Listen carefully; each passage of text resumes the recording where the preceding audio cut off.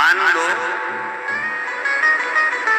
जिसका लीवर काम नहीं कर रहा है, जिसकी किडनी काम नहीं कर रही,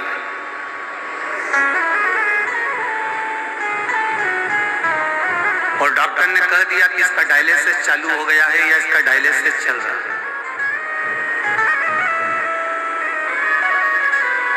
बेलपत्री के पेड़ के नीचे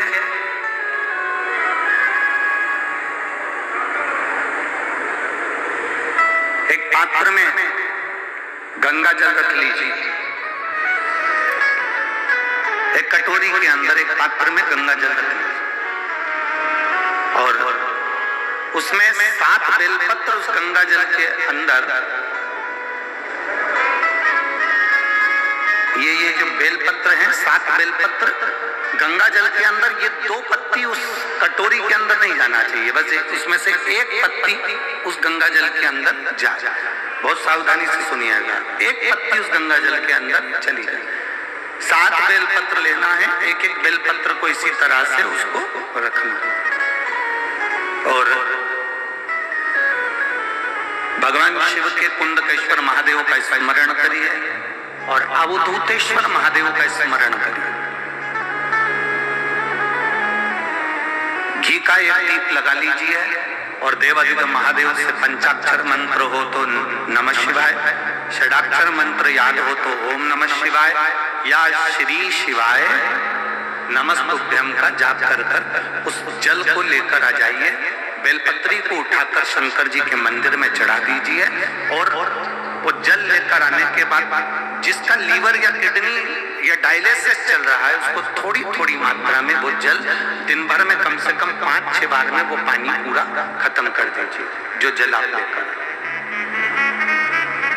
धीरे धीरे डायलिसिस अगर हफ्ते में 2 बार हो रहा है तो हफ्ते में 1 बार होगा, फिर महीने में 1 बार होगा, फिर धीरे धीरे किडनी लीवर काम करना प्रारंभ कर देगा और डायलिसिस आपका बंद हो जाएगा। एक पत्र है, ये कथा हमको बताती है, ये शिव रहस्य की कथा हमको कहती है कि भगवान कभी भी सामग्री का भूखा नहीं रहा, भगवान भोलेनाथ भाव का भूखा रहा। भगवान शंकर को रिझाने के लिए सामग्री की जरूरत नहीं है। कोई चीज तुम पशुपति व्रत करने के लिए गई हो, थोड़ा सामान तुम्हारा घर पर छूट गया, मान लो तुम्हारा कंकु, रोली, मोली, चंदन, हल्दी कुछ घर पर छूट गया, बस एक चीज ना छूटे, जो 6 दिए हैं वो और प्रसाद के 3 हिस्से। जो प्रसाद तुम लेकर जा रहे हो उसके 3 हिस्से करने का सामान वो छूटना नहीं चाहिए। बाकी का तुम्हारी मोली घर पर छूट गई, रोली घर पर छूट गई, चंदन घर पर छूट गया, अगर तगर घर पर छूट गया, कपूर घर पर छूट गया, लोटा पानी का घर पर छूट गया, कोई सामान तुम्हारा घर पर छूट गया, चल जाएगा, बिल्कुल चलेगा। तुम उसमें चिंता मत करना कि मेरी थाली में ये नहीं। गणगौर की पूजन करने जाती हैं माताएं, इधर गणगौर होती है कि नहीं होती हमको नहीं मालूम। गणगौर की जब पूजन करने माता जाती हैं, तीज का पूजन करने जाती हैं, देवी का पूजन करने जाती हैं, चतुर्थी का पूजन करने जाती हैं, किसी देवी देवता का पूजन करने जाती हैं, पूजन की थाली में दूसरे की थाली में देखती हैं कि बहुत सारा सामान है, मेरी थाली में ये चीज नहीं है, तो उसको याद आती रहती है मैंने तो भगवान को ये चढ़ाया ही नहीं, मैं तो भगवान को ये देख ही नहीं पाई, मैं तो भगवान को ये दे नहीं पाई, मेरे पास तो ये सामान है ही नहीं, उसकी चिंता में लग जाती है। शिव महापुराण की कथा कहती है जो देवी देवता ने आपके हाथ से बुलवाना था वो सामान देवी देवता ने अपने हाथ से बुलवा लिया, अब चिंता करने की जरूरत नहीं।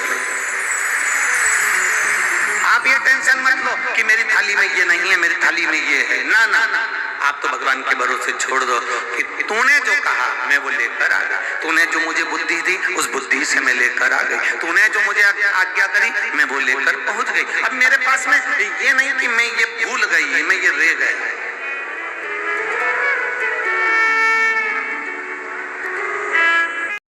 उसे तो केवल एक मतलब है कि भगवान की भक्ति कैसे करना है। और हमने आपसे भी इतना ही निवेदन करा, आपको मंत्र नहीं आते बिल्कुल मत आने दो, आपको साधना नहीं आती बिल्कुल मत आने दो, आप योग नहीं जानते मत जानो, आप साधना नहीं जानते, आराधना नहीं जानते, मंत्र नहीं जानते, तंत्र नहीं जानते, विद्या नहीं जानते, स्तुति नहीं जानते, आरती करना नहीं जानते, पूजन करना नहीं जानते, मत जानो।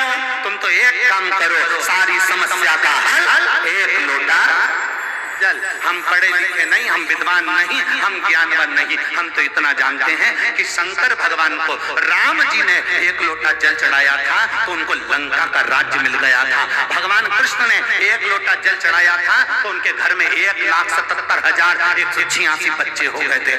माता पार्वती ने एक लोटा जल चढ़ाया था तो उनको भगवान शंकर मिल गए थे। लक्ष्मी जी ने एक लोटा जल चढ़ाया था तो उनको बैकुंठ का निवास मिल गया था। सरस्वती ने एक लोटा जल चढ़ाया था तो वो वीणा पादनी बन गई थी। ब्रह्मा जी ने एक लोटा जल चढ़ाया था तो वो बट का वृक्ष बन गए थे। इंद्र ने एक लोटा जल चढ़ाया था तो इंद्र की सत्ता वापस मिल गई थी। और अगर संसार में रहने वाला व्यक्ति अगर एक लोटा जल चढ़ाएगा तो वो भी कुछ न कुछ प्राप्त जरूर करेगा। है कि यदि आप कोई मंत्र, साधना, व्रत, उपास कुछ भी नहीं जानते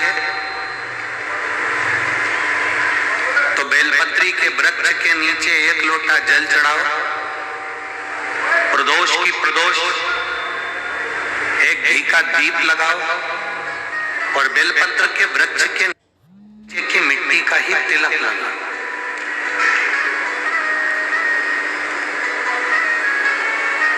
बेलपत्र के वृक्ष के नीचे की ही मिट्टी का तिलक, एक पत्र है।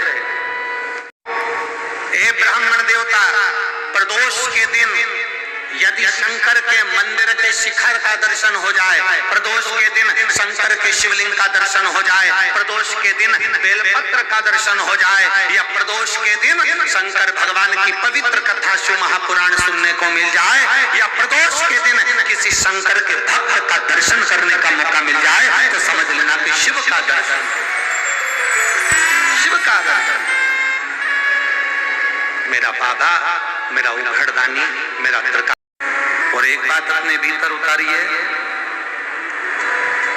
जैसे एक संतान हो जाती है, मान लो एक बच्चा हो गया, एक संतान हो गई, और एक संतान होने के बाद में दूसरी संतान हो ही नहीं रही। किसी को 10 साल हो गए, किसी को 8 साल हो गए, किसी को 5 साल हो गए, किसी को 6 साल हो गए, किसी को 9 साल हो गए, किसी को 12 साल हो गए, दूसरी संतान हो ही नहीं रही। आपने डॉक्टरों को भी दिखाया, इलाज भी करवाया, फिर भी संतान का सुख नहीं है। तो शिव महापुराण में बेलपत्र के वृक्ष का बड़ा सुंदर भाव है।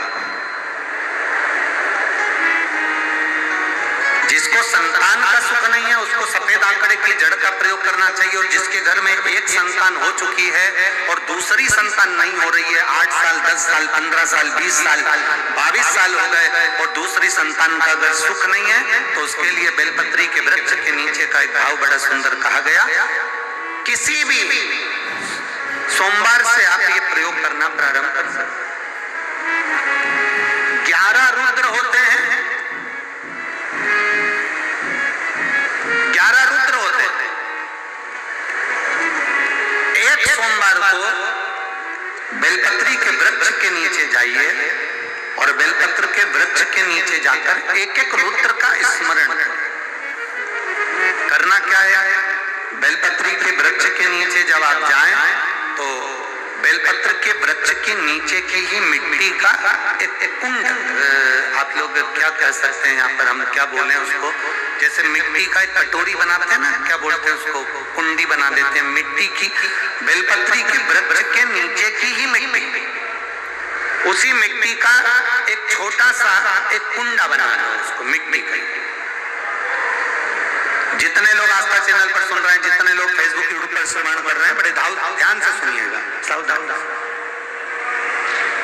मिट्टी की कुंडी बनाई, उस कुंडी में जल समर्पित कर दिया और जल चढ़ाने के बाद में एक घी का दिया लगाकर वहीं पर थोड़ा सा मीठा, कुछ भी जो आपके पास में हो, घर में जो भी उस समय पर आपके साथ में हो, या तो दूध घर का मीठा हो, जैसे मावे का, खोए का हो या खीर हो, तो वहीं पर एक कटोरी में थोड़ा सा रख दीजिए और उस कुंडी में जो जल चढ़ाया गया है वहां पर उस बेलपत्री के वृक्ष के नीचे भगवान शंकर के 11 जो रुद्र हैं उसमें से एक एक रुद्र का आपको स्मरण करना।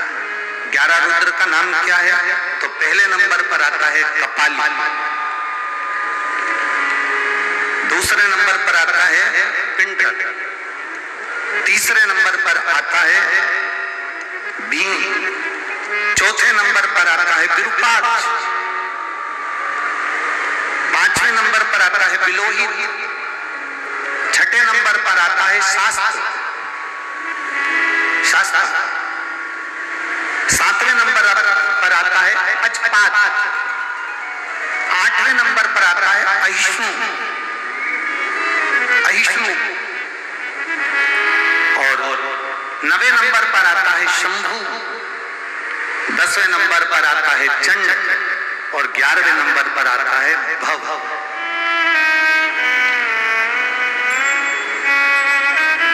अगर अभी आप लोग नहीं लिख पाए हैं तो बाद में मोबाइल पर से कथा को पीछे खींचना, फिर उसमें से धीरे धीरे इसको लिखना। एक रुद्र के नाम से एक कुंड का निर्माण करा, पूजन करी, घी का दिया लगाया, वहां जो मीठा रखा है उसको लिया, कुंड में से थोड़ा सा जल लिया, बेलपत्री के पेड़ के नीचे आचमन किया, जो मीठा रखा है वो ले जाकर रात्रि के समय पर सोने से पहले पति पत्नी उसको पाएं और साथ रहें। एक सोमवार को ये प्रयोग करना है, फिर दूसरे सोमवार को दूसरे जो एकादश जो 11 रुद्रों का जो वर्णन किया गया है, एक एक रुद्र का नाम लेकर एक बार कुंड का निर्माण करना है। दूसरे सोमवार को जैसे एक बार आपने अगर कपाली नाम से पूजन करी, दूसरे नंबर पर पिंडल नाम से पूजन करी, तीसरे नाम पर भीम नाम से, फिर आप विरूपाक्ष नाम से, ऐसे एक एक सोमवार करना है। 11 सोमवार, और 11 सोमवार जैसे तुम्हारे पूर्ण होंगे, भले 10 साल हो गए हो चाहे 15 साल हो गए हो, गर्भ जरूर फिरेगा और संतान की प्राप्ति जरूर। किसी के यहाँ पर 11 रुद्र भी पूरे नहीं हो पाते हैं और गर्भ ठेर जाता है। लगभग 4-5 रुद्र पूरे होते हैं और गर्भ ठेर जाता है। तो आप जो 11 रुद्र हैं इनका स्मरण कर कर भी भगवान शंकर से प्रार्थना कर सकते, भगवान शिव से प्रार्थना कर सकते।